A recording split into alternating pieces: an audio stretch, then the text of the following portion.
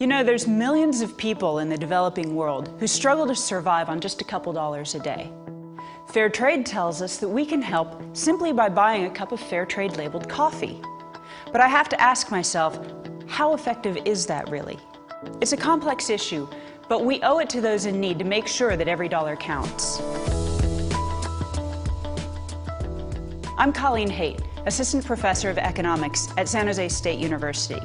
I've spent the past 10 years or so researching fair trade coffee.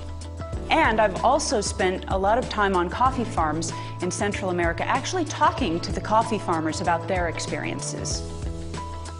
The goals of fair trade are very admirable, and I love the fact that it's a voluntary organization. They've done an outstanding job of creating better consumer awareness, for example. Consumers today are much more appreciative of how their purchases affect the world's poor in our global economy. However, if you really want to help the poor, the fair trade model for coffee isn't the most effective way to do that. Fair trade operates by asking consumers to pay a few cents more for each cup of coffee they buy.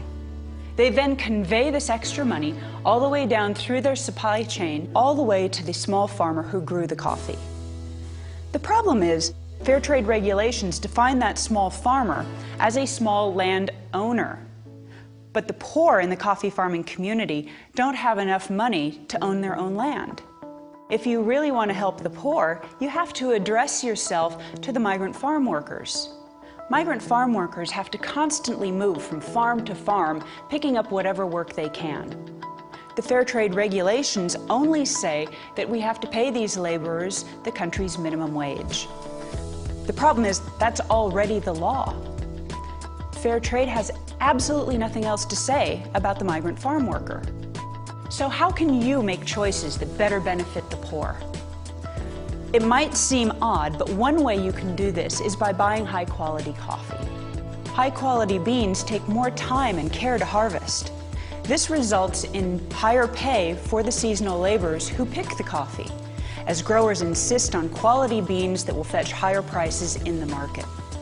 As the demand for premium coffee grows, more of these higher-paying jobs become available.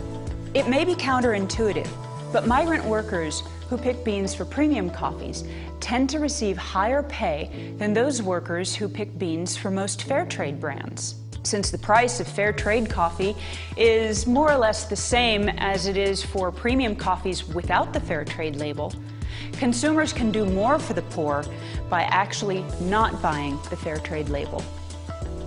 At the end of the day, you have to remember that fair trade is a brand, just like any other brand. As a conscientious consumer, we can't just accept the claims that are made. We have to do our own investigation. Our dollars are limited.